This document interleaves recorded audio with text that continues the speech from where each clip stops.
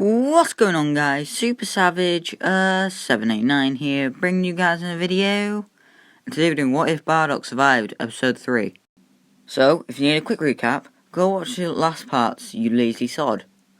So, we pick up with Bardock, Krillin and Bulma going to Namek.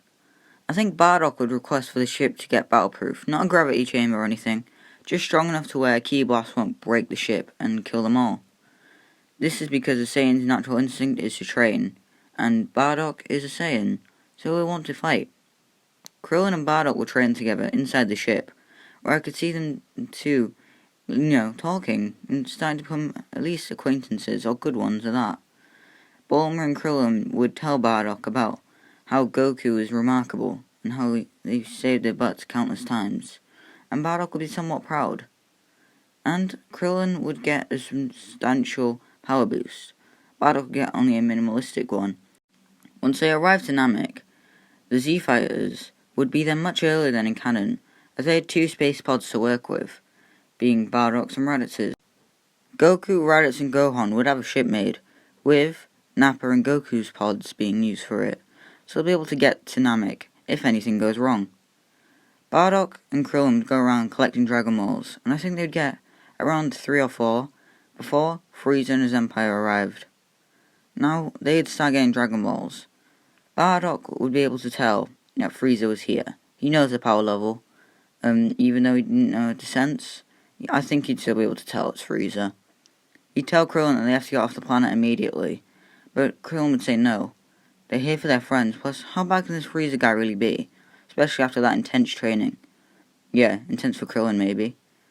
Bardock tells Krillin that they have no chance in surviving, but Krillin assures him they'll win, no matter what. Hearing this, Bardock and Krillin fly off. They arrive at the next Namekian village, where Mori is. 3 Namekian warriors land in front of Mori, and tell the two to leave, or else they'll die. They rush at Bardock and Krillin easily just dispatches them. He doesn't kill them, he doesn't even hurt them, he kinda just makes them hit each other. Bardock is quite hesitant to do this, but he does. Mori realizes this and tells the Namekian warriors to stop. If they were of malicious intent, they would have killed him by now. Mori hears him out, and so he gives him the Dragon Ball. That's when Bardock says something that might sound mean, but ultimately for the greater good. Give me your strongest warriors. It will be no use for you people. I understand that you want to defend your village, and you've seen us two's powers. We are barely stronger than the average men. Your Namekian warriors will simply die here. If you bring them with us, they could be of use. Mori debates this. They place down all the Dragon Balls they've obtained. I'd say 4, just to make the story work a bit better. So, they ask what they can do now. Frieza had probably taken all the rest, and they can't attack him clearly. They can't wait for Goku either. That's when one of the Namekian warriors speaks up, saying they could go to Grand Elder Guru's. Seeing no better option, Bardock and Krillin decide to do this. And so, the 5 fly off. Whilst they're flying, Bardock is hit out of nowhere and goes straight to the ground. He looks up and sees someone laughing over him.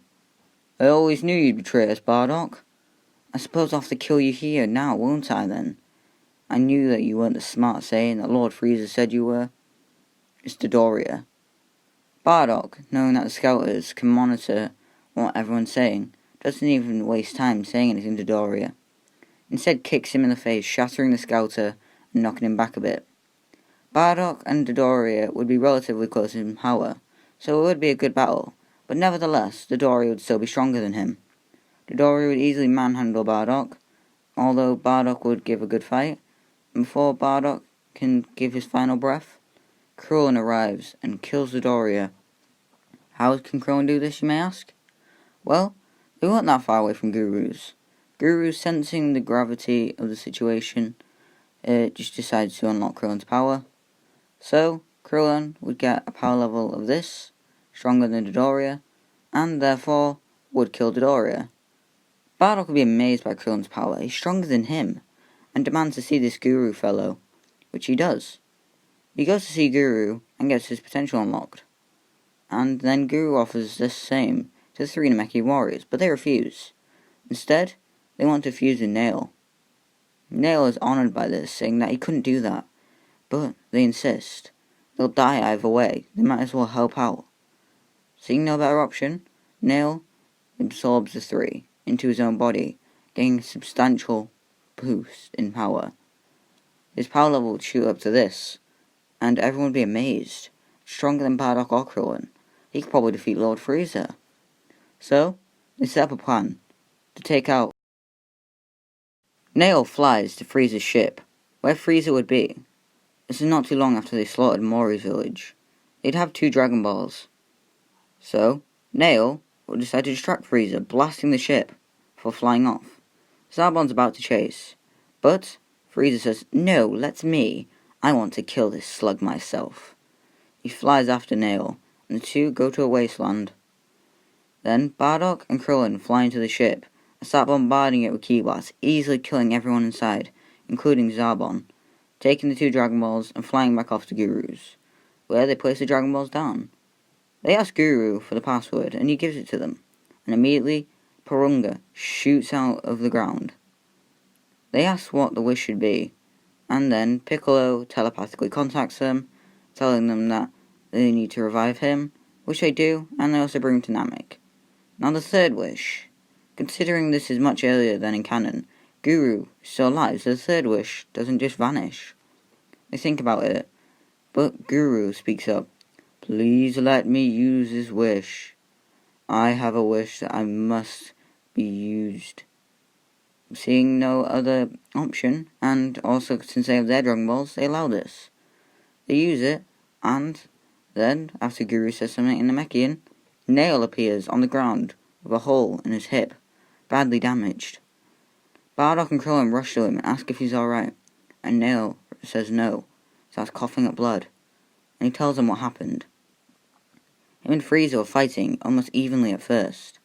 Nail started to take a better hand in the fight, but Frieza knocked him down, transforming into a second form. He stood no match, and got stabbed through the rib. He's going to die soon. This is sad. So, Bardock decides to man up. He stands up. He knows that Frieza will destroy the planet, especially after Porunga is used. He'll see no use to it. Bardock looks at Krillin.